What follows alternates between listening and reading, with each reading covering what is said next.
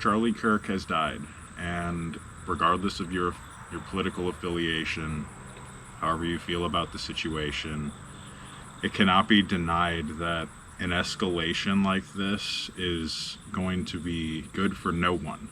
One of the main reasons I say that is specifically to this audience, the demographic of people who watch my videos totally align with where the message that Charlie was spreading resonated the most. And anyone who knows about Charlie understood he focused on peaceful discourse above escalation. So this whole situation, everyone that I've talked to, it's like it hits very differently because of what Charlie stood for.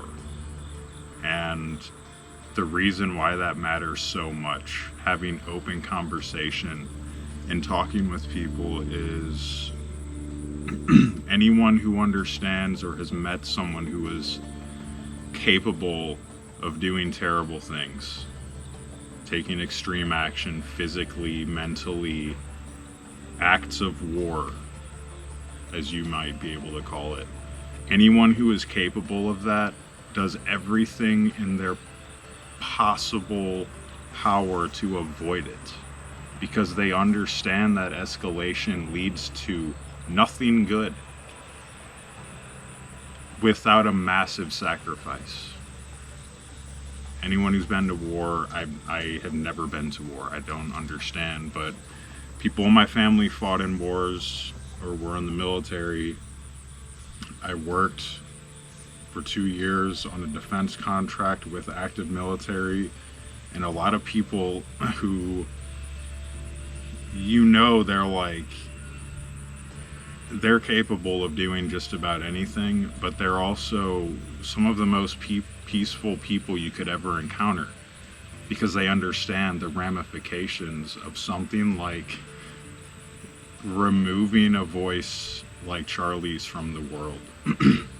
And for me personally, as I expressed in a recent video where I talked about my IT career and what I think about the future of humanity, it hits very close to home because my son is high school age. I'm in my 40s.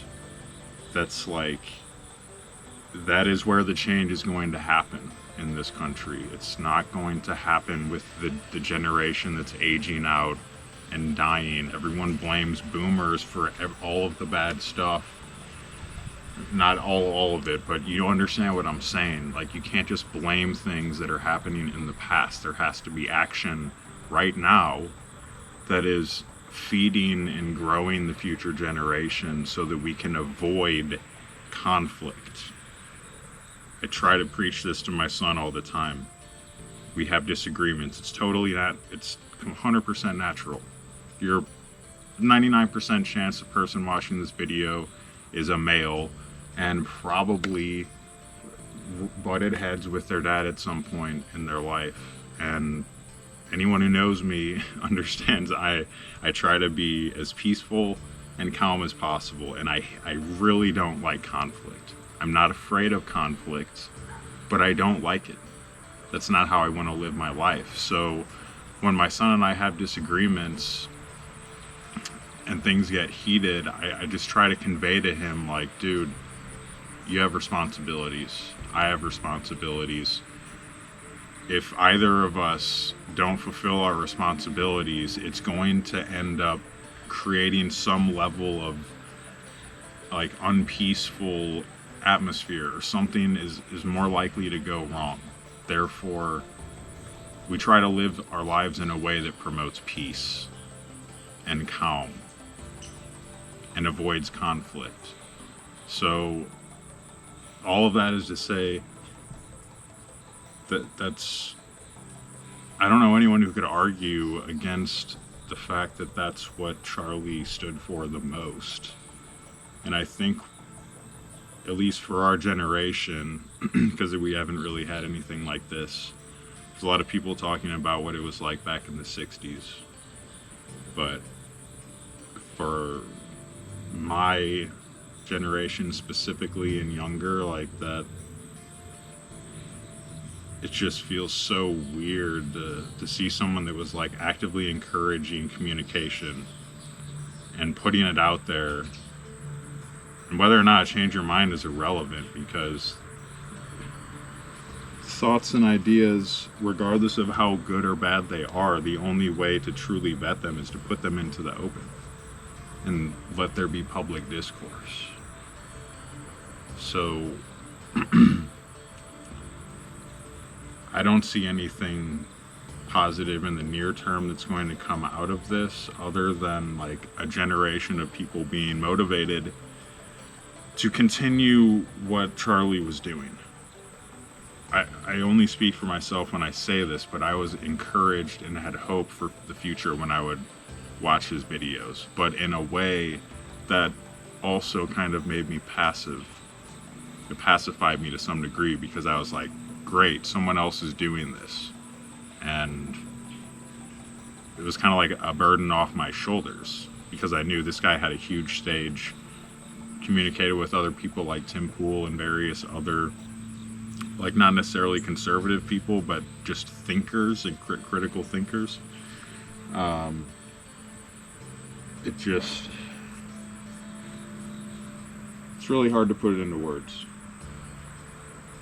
to be quite frank, but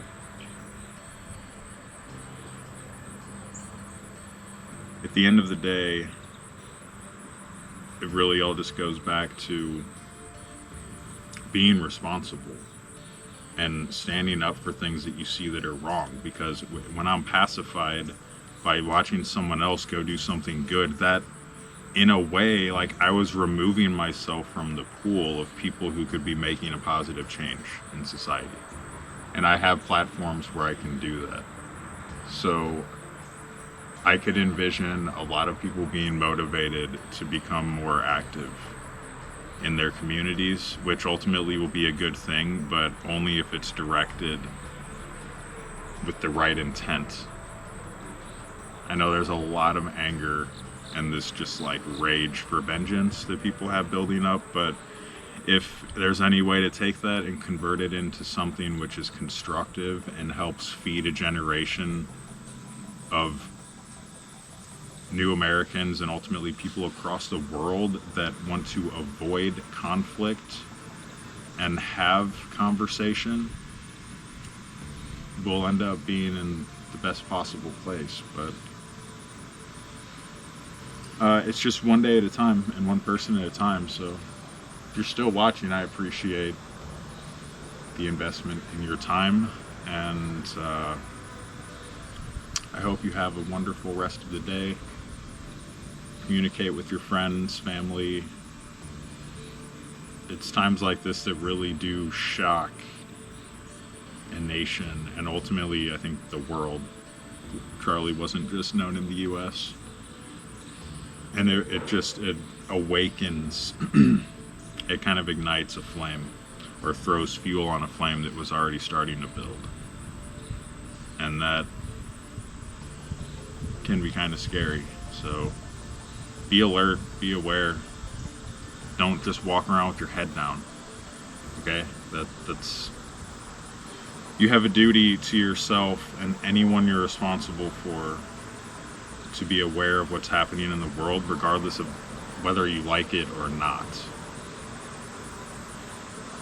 Take care. Peace.